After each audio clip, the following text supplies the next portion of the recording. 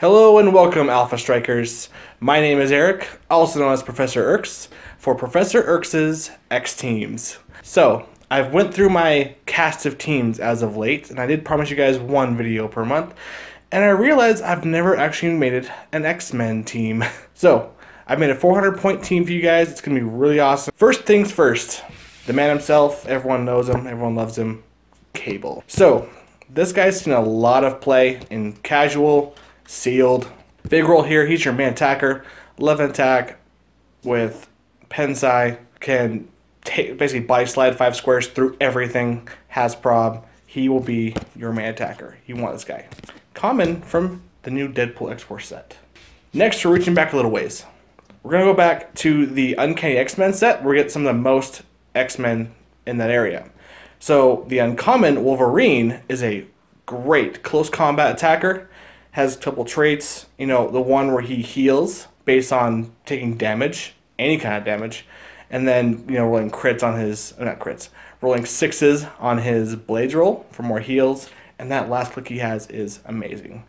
This is your other attacker, secondary. Now, close combat attackers always need a little bit of support. They're really hard to get into the fight. Luckily, the next person we brought in helps him immensely. Same set, Uncanny X-Men. We have the rare X-Men white suit Magneto. He has this really neat thing where he gives out a magnetic shield, give him power action. Let's go ahead and give energy deflection to Wolverine. Now he's rocking that 17 defense with +2 at range. He is getting in there, ready for the fight. Now you're saying, well, Erks, he's still slow. He can't get there quite fast enough. Well, Magneto has telekinesis. He's bringing him out there to you. Charge, go ham, Wolverine. His role will be both support, enhancement for Cable, and movement for Wolverine. Now, the last piece, a super rare from Uncanny X-Men, is going to be your taxi, support, and tertiary attacker. We have Pixie. So Pixie has this really cool trait I forgot about called Pixie Dust, where she can basically give a free action to make one terrain marker of smoke cloud. So guess who has stealth? Cable does. If you're in the middle of a map with nothing to keep him safe, poof! There you go, Cable. Now no one can see you.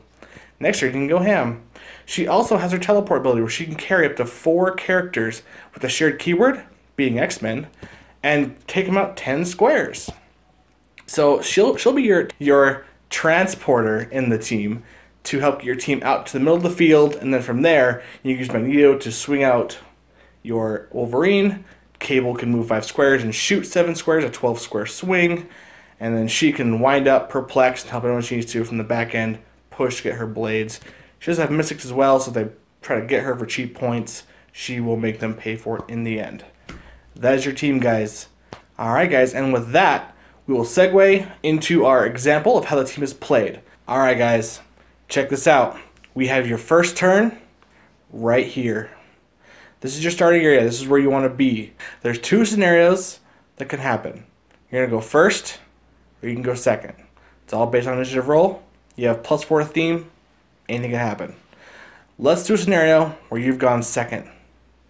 Your team has gone first. As you see, they have moved up. They're cautious. This is smart of them. First thing you do from right here, give Magneto a power action and TK out your Cable 8 squares. The next thing that you do, surprisingly, is have Pixie carry up the other 2 to this position. Once she's given an action token, you can go ahead and perplex up Cable's either attack or damage value. We're going to go for the kill. Perplex up damage. It's always more fun that way. Then, you body slide 5 square phasing with Cable up 5 squares and make a ranged combat attack. Let's kill Cyclops. It only makes sense, right? Now, let's look at what could happen if you go first. Now, going first, you always want to be a little more defensive because you don't have the first attack. You never do. So, in this scenario, since you know you're going second, you'll notice your starting area, your starting position is a little bit different. This time, first things first, we're going to give Magneto a power action to give Wolverine the magnetic shield token Clicks effects base, which now gives him energy deflection. Great for iron defenses. Next, you'll have Pixie carry up the entire team into a position that's most beneficial to keep you safe. You want some board position, you don't want to be too far back, but up enough where you can make a solid attack back if they do get you first. With this positioning, you've now given both Wolverine and Magneto a 19 plus hindering bonus for 20 defenses at range attacks. Not too shabby. You will also, from this point, take time to perplex up Pixie's defense, and then you're going to place down the free smoke cloud marker on Cable to give him stealth.